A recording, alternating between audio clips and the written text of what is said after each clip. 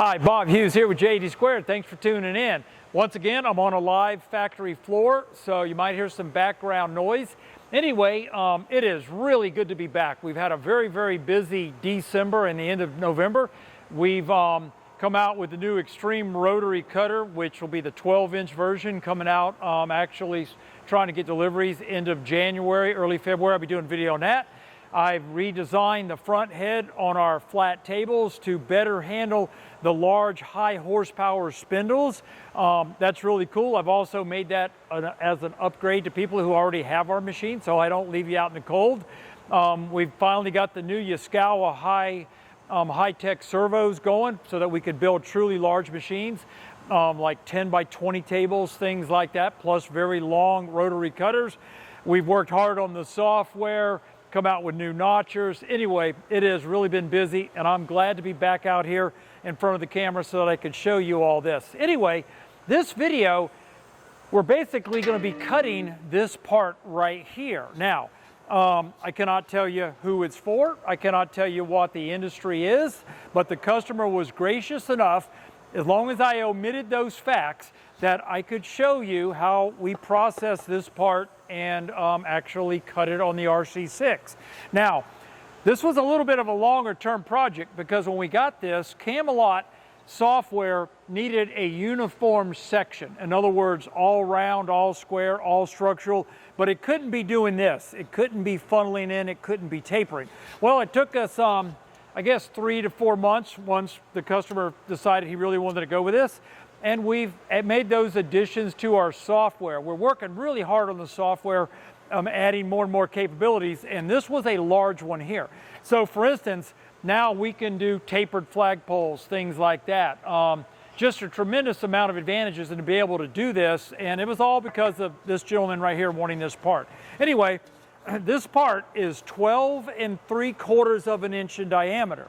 And you're thinking, well, it's an RC6. Remember, the 6 stands for what is the largest square that we could actually rotate. Now, this is a round. We have plenty of room in the RC6, so I thought, no problem. And what we're going to be doing is cutting slots in it, just these slots right here. He's paying an outside company to do it, and I reckon he wants to bring it in-house. Anyway, what we did, came out, measured the machine, turned out the part would fit no problem. Then I came along and I designed this here, this little fixture, if you could see it good, and it basically clamps into the jaw chuck right here. Now, we're cutting aluminum, so we definitely want to be able to use the through the spindle coolant system in the machine to help keep this aluminum cool. Anyway, it simply clamps into the 4-jaw chuck right here. Let's drop it in there like that right there. Now when I open it up, now it's locked in. Now the idea is the coolant is going to bounce off this back plate, fall down into the funneled area, and that will help us keep cool. And we're going to use Camelot's contour reordering feature in order to cut like slot, slot, rotate, slot, slot, rotate. That way we continuously getting coolant on the whatever this secret part is that we're doing. Now this part literally just clamps into the machine right there, and then I simply have a bracket that we made up, and once we clamp it all down, he'll be good to go. Anyway, you get the idea. Now, that brings me to another point. If you're considering parts done on our machine, this is the kind of stuff that we really love here at JD Squared. This customer had a problem, we knew we had a solution. So if you ever run across anything like this, please give us a call. In the meantime, let's go back into my office and I will show you how Camelot tools this part up. First thing I'm going to need to do is drag the step file that the customer supplied us. I don't know what CAD program it was made in, doesn't really matter. We do not want to detect features on this particular item yet. And that's because you could see it's a funnel type deal. Could be tape or something like that. So in this case, we're going to go ahead and we have 3 methods of detecting. Steel beams, we're working on the structural, about done with that. Detect funnel shapes, you know, tapered flagpoles, things like that, or this particular part. And then of course, detect features would be a uniform round section or uniform square rectangular section. So we're going to go ahead and detect funnel tubes. Now it says select the shape. We'll select this one. Now we need to select an outer face because it has to determine the axis rotation. Now another feature that we've added to the software is the ability to flip the part that's going to go into the machine. Now it hasn't been implemented in all of the detect feature items, just this particular one, but we are trying to consolidate all these into one uniform structure. Makes it easier on the customer. Hopefully we'll be done with that in January. Anyway, let's go ahead and apply this. It will auto close in a second. Now we can go ahead and take this part and make a job for it. Remember, making a job is where we're going to define the contours that we're going to cut, the order that we're going to cut them in, things like that. And from that, we will create G-code. Now, I'm not going to speed this up. I'm just going to let you sit here and watch it. I think it's going to take about a minute. You could fast forward until you see a dialog box pop up. That's when I'm going to start doing my thing again.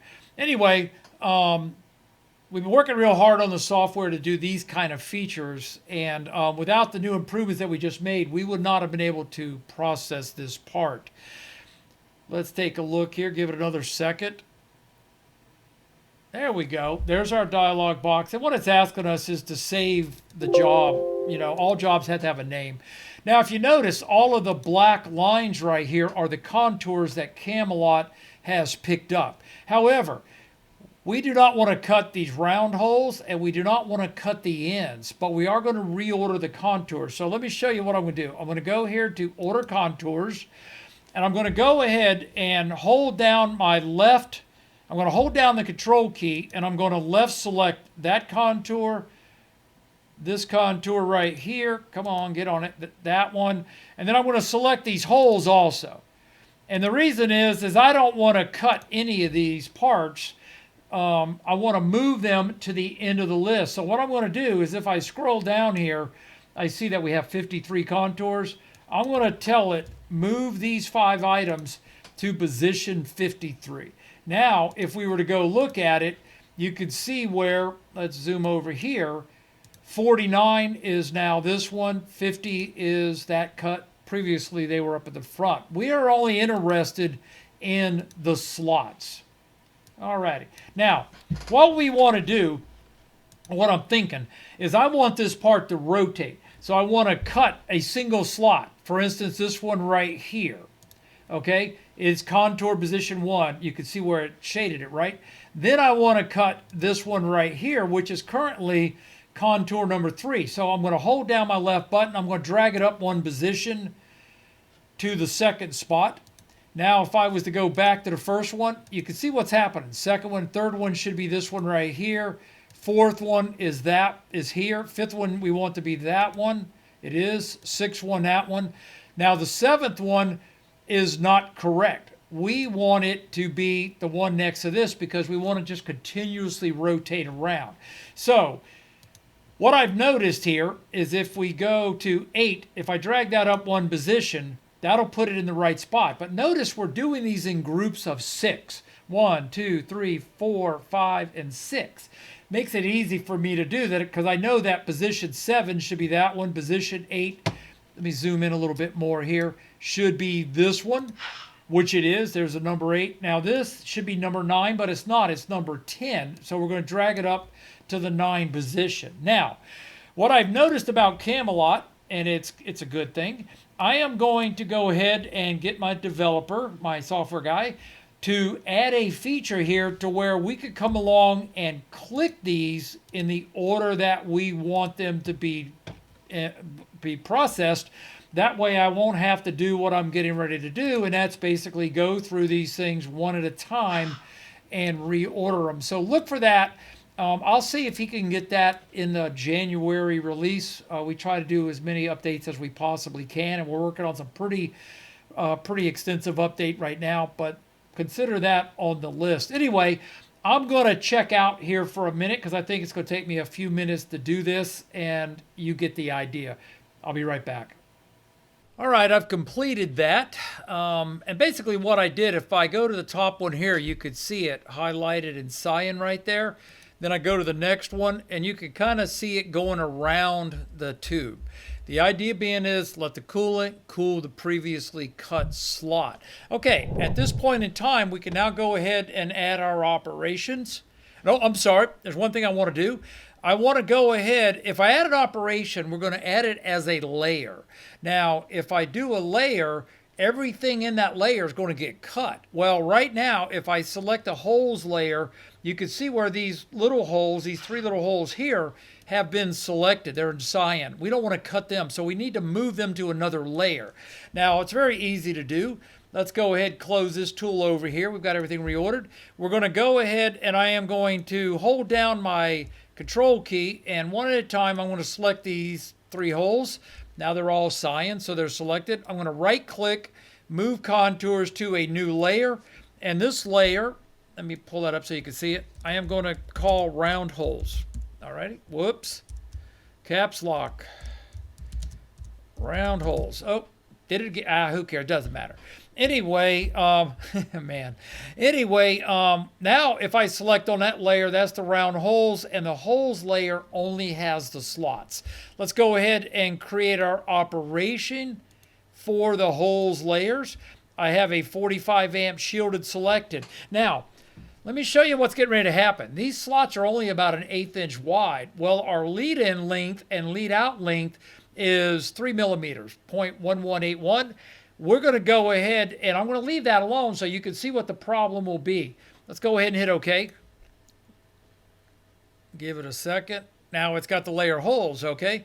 Now, if I was to zoom in, the red is where we are going to blow our hole with the plasma. Then we're going to move in and cut the slot. Well, you can clearly see we're going to blow a hole outside of the slot. So we need to make this quite a bit shorter. These are really tight slots. So to do that, I'm going to go double click on the job, and I'm going to change this to 0.05 inches. Now, if you want to work with millimeters, just select these buttons right here and you can go to millimeters. Overcut, same thing, doesn't really much matter. Let's go ahead and say OK. Now, if you notice, you see them just get smaller right there. Looks like to me we could, I guess we're going to be OK, because remember, the black line is the middle of the torch as it's cutting. So when we blow a hole right there, we should be good to go. No problem whatsoever. All righty, let's take a look. I like it, but you know what? Now, I'm going to go back on what I just said. Let's go ahead and bring them in a little bit more. Let's go 40 thousandths. And we'll say OK. And then you'll see them bump. There you go. All right, that looks really, really good. All right, the next operation is for us to go ahead and nest the tube. We'll say OK. And there it is. Notice it's got all of our slots highlighted that it's going to cut. We can go ahead and close that. The last thing we need to do is run the post-processor. Circuit. Let's change that name to secret. All righty. Yeah, we'll go secret part 1. Yes. And we'll give it a second to generate all the G code, and I'll show you that here. There you go. There's all the G code right there. Yeah, we've started at now. This whole raw length here, 90 inches, that's work in progress. We are adding more graphics to the program to show the machine, but you get the idea. Anyway, let me go ahead and take this G code, put it on a USB. Let's head back out to the machine and cut this sucker. I'm back out at the machine. I've got the part loaded. Let me tell you a couple things I needed to do to the RC6 in order to cut this large of a part. First thing I needed to do was raise the torch up.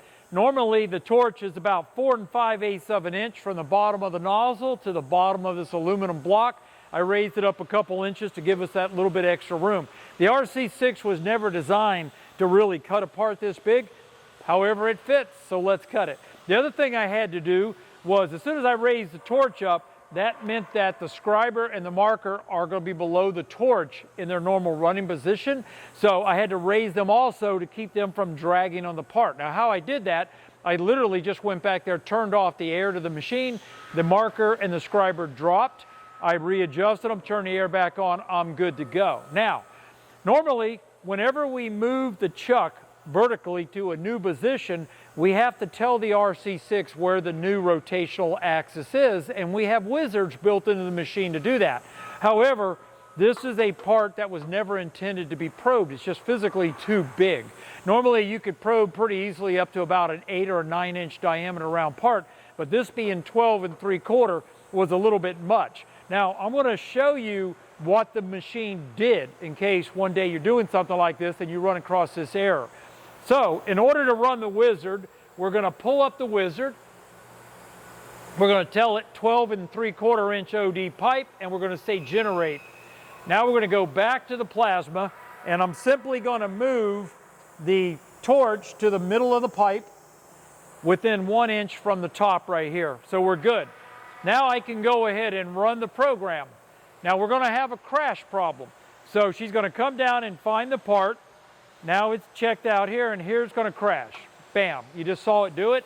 It threw an error right here, probe failure on latch. There is nothing wrong with the machine. It's just giving you an error message that there was a problem. The problem was it dislodged the torch, trigged the magnetic brake. I'm sorry, the magnetic, mag brake. Anyway, the reason it did it, breakaway, boy. Anyway, the reason it did it was the machine was really designed to handle up to 8 or 9 inch round pipe or whatever. It can't handle this, so it can't retract far enough back to drop down and pick it up. That's why it crashed. Now, the way we're going to fix this is we are going to raise the torch back up. I am going to remove this part. Let's go ahead and do it. What the heck, we're here, right? Let's see. Alrighty. Let me go ahead, and I am going to take this short piece of tube right here. This is a 1 inch pipe, so it's going to be 1.315 OD, and I am going to go ahead and put it in the chuck. All we're looking for here is the center of rotation. We don't really care how big the part is that we're probing, we just care about the center of rotation. Now, let's go ahead and move it over a little bit. In fact, you know what? I may not be able to move down far enough. Let's see. Oh, it's going to be close. Let's see what happens. I could always bump the torch out a little bit further if I had to, but let's first see what happens doing it this way. Let's go to Wizard, change the OD to 1.315. Let's see, 1.315, correct. Generate. I'm going to go ahead and click on this arrow right here, and that will remove it from view. All right, so we generated. Let's go back. The reason I want to check this because I may have raised the torch up a little bit too high and it may not drop down low enough. Let's find out. Got the top. Now we're good. Let's say for some reason it wouldn't complete this, then what I would end up doing is lowering the torch maybe another 1/4 of an inch because it looked like it was pretty close. Anyway, that's all we needed to do. So we now have the machine once again knows where the center of rotation is because all programs that come out of Camelot are going to be referenced off that center of rotation. That's why we didn't need to worry about how big the pipe actually was. Let's go ahead and run this way back out. Put it back onto the machine.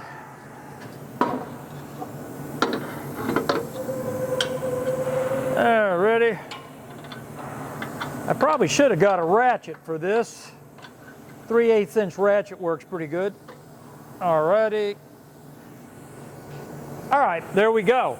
We're back in the machine, or we got the part back in the machine. Now what we got to do is tell it Y0. Where's the origin of the part? In order to do that, let's go ahead, run it out. We'll run it over, run the torch down a little bit. All right, yep, let's go back up a little bit. And what I'm doing is I'm eyeballing the middle of the torch off the end of this pipe right here because that's where Camelot assigned Y0. Let's go ahead and set Y0. Now we could raise everything up. And at this point, we're ready to cut this part out. Let me go ahead and reposition the camera so hopefully you can see a little bit better. I went ahead and dry ran the part clearly because I wanted to make sure first we were going to miss these pre-existing slots. And so I had to reposition the part, no big deal. But I did run into one little problem. And once again, let's take this opportunity to show you what the problem is and how to fix it. It's real simple. If I go ahead and hit run, She comes up and says linear move on line 67 would exceed the z-axis positive limit. In other words, I can't go up any farther. And it's telling the program over here under my settings, I have a rapid height set at 1 inch. Well, I can't go up 1 inch without exceeding the limits of the machine, so it threw an error. Once again, nothing wrong with the machine. It's just telling us something's got to change. So what I'm going to do is I'm going to come over here and I'm going to select the override button and I'm going to change the height, the rapid height to, come on, 0.5 inches, and I'm going to select override. Now it's telling me I got 0.5 inches. Now watch what happens. When we hit the go button, picks the tube up, and this is a dry run. Essentially a dry run is let's run the part without actually cutting the material, and that's what you see happening right here. All right, let's go ahead. I will reposition the camera again, and you can watch this bad boy cut.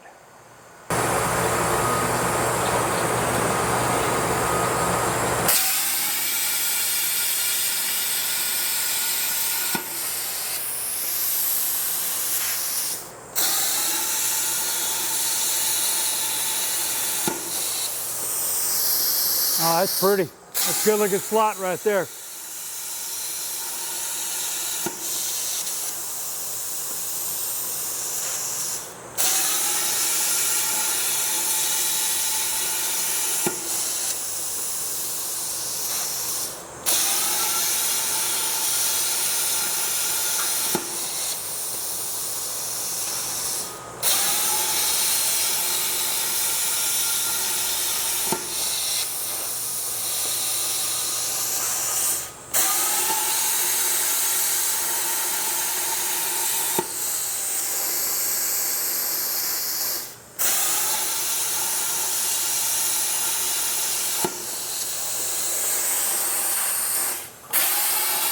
That's not bad at all.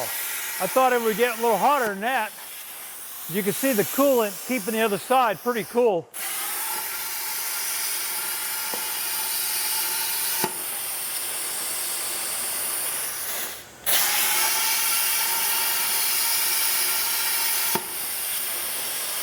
Remember, the RC6 has torch height control, so we're not worried if she's going to wobble up or down an 1/8 inch or a 1/4 of an inch. The RC6 will take care of that.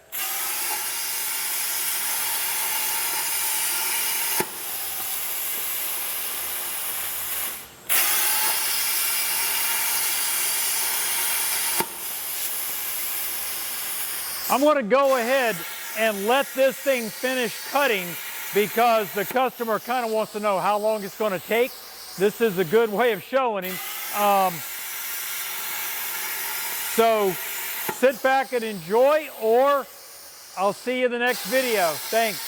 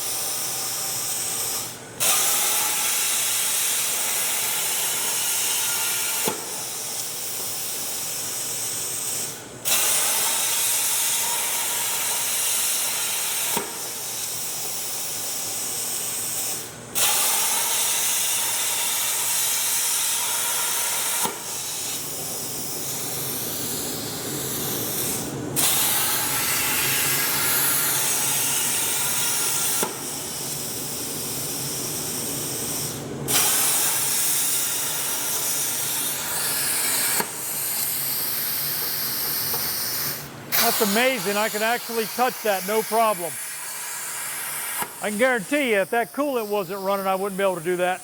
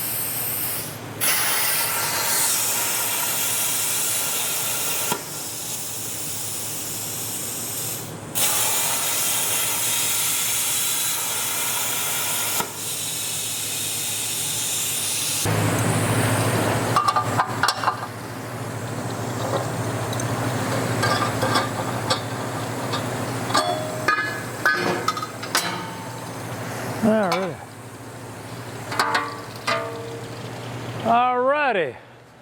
Let me back the camera up just a little bit. Well, there you go. That's the slots. You gotta love it. That's the first part we made. He sent us a couple to try. We only needed one shot. Look at on the inside. Slag's not bad. Clearly though, with aluminum, he's gonna need to hit it with a flapper wheel and clean it out. But anyway, that's the secret funnel right there. I want to thank you for watching and supporting JD Squared. I am truly trying to make more videos. I know I got to do the Nautical Star and some others that people have been asking me for.